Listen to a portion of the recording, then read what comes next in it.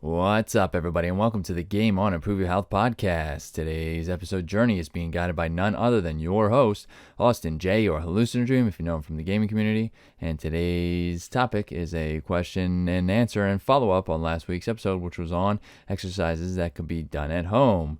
Thank you for tuning in and listening, and enjoy this episode. What's up, everybody?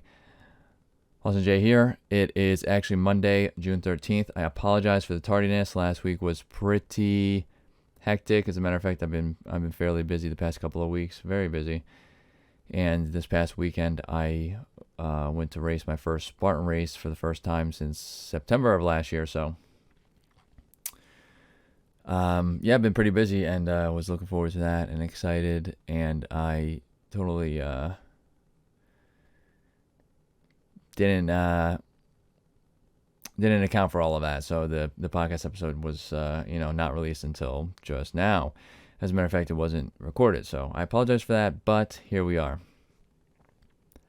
Last week I did an episode on exercises that can be done at home and their benefits, and it looks like we didn't get any questions that came in, but I have a couple things that I want to add to that. I'm not going to make this episode very long, because I'm going to be posting another one very soon this week anyways, try to get back on track. So, exercises that can be done at home. I went over a couple of different exercises. One thing that I want to reiterate is the importance of walking. That is an exercise.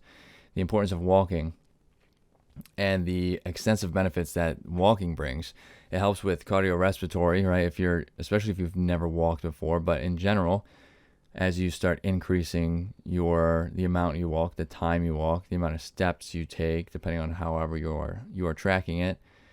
But it helps with that, and it helps with fat loss. People don't really put two and two together in that aspect. People don't really, I would say it's not widely talked about like it should be. It's very powerful for that, especially if you're going from sedentary, not moving very much, to going to walking daily, which you should try to get a walk in daily if you can, even for just 5 minutes.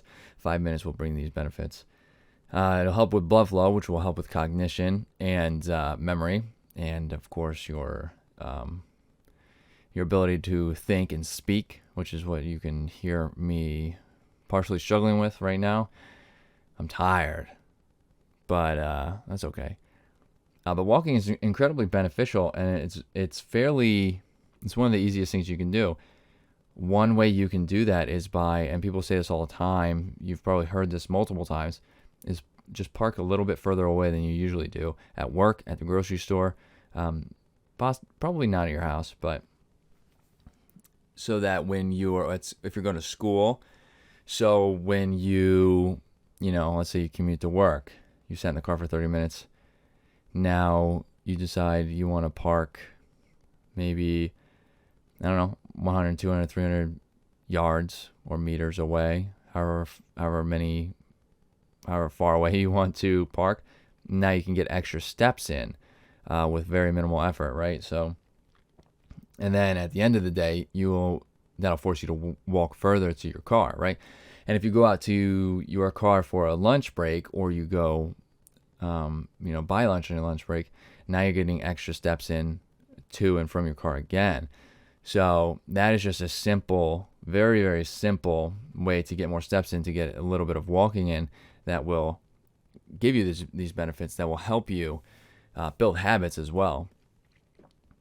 You can do that for, the grocery store, school. The grocery store is a good one too, because then, especially if you're using a cart, you can just roll the cart right to it, right? More often than not, you're going to use a cart for a grocery store, right?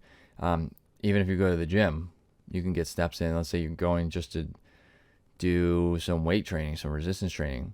You can park further away from there, so that way you can get steps going into the gym. And then you can continue with your regular routine, right? Let's say you do a warm-up. It's just added steps anyways. If you do a warm-up with cardio, well, now you have some extra steps, and there's nothing wrong with that, right? So I just want to reiterate how important I think walking is, and how little I think it is talked about, and how little I think the benefits are really known. And really, it's one of the easiest exercises you can do because it's something everybody does. Not everybody, but for the most part, a healthy individual who's able to walk does on a daily basis. Something you learn. It's one of the first things you learn when you are a baby, and you practice it daily ever since then, and you become better and better at it. So it's something that is kind of already second nature. So just what's not second nature is the act of doing it in regards to just like going for an actual walk, or maybe parking a little further away. That would be a habit you need to try to teach yourself to build, and it's not overly difficult to do so. So I think that's something I'm not sure I put that in there because I was really focusing on exercises last week, but that's something I wanted to talk about, was just the importance of walking. And from there, let's say you build a habit walking, and you want now you're up to like 15-20 minutes. Now you want to do something a little more. You want to start doing resistance training. You want to do 20 minutes, but then maybe you want to follow up with some weights. You're motivated. You want to do a little bit more, but you don't want to just keep pushing the walking, which you can still do as your journey progresses. But now you are building habits towards another modality of exercising, which is lifting weights, which is great. Even if you just walk every day and you try lifting weights a couple of different times, and maybe it doesn't last very long, or you stop for a couple weeks, but then you try again. It's just about, as long as you keep that walking habit, you still have the habit formed.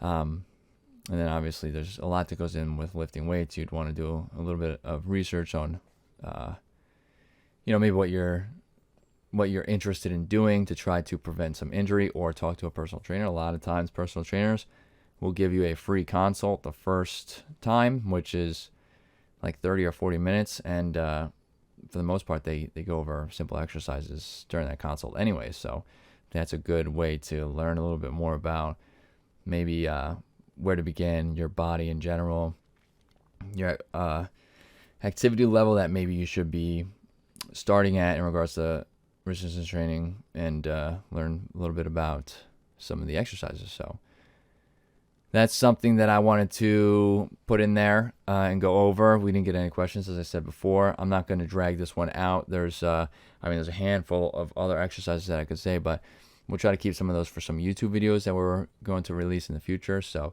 if anybody has any questions on anything they asked, I think this month is actually the month with the five weeks in it. So I will be doing a fun follow-up and question and answer at the end of this month. Follow-up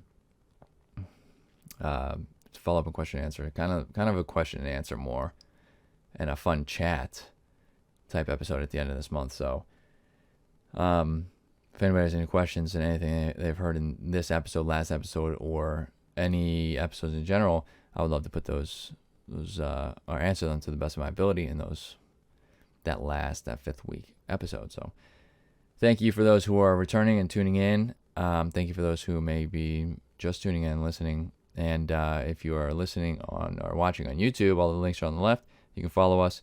Give us a like, subscribe if you like what you hear here. If you like what you heard here. And if you're listening on the podcast platform, all of our links are in the description. So you can do all the same. Give us a nice little review if you enjoyed what you heard. And I hope to see everybody in next week's episode. Well, this week's episode, but next week's episode. Thank you very much. And see you there.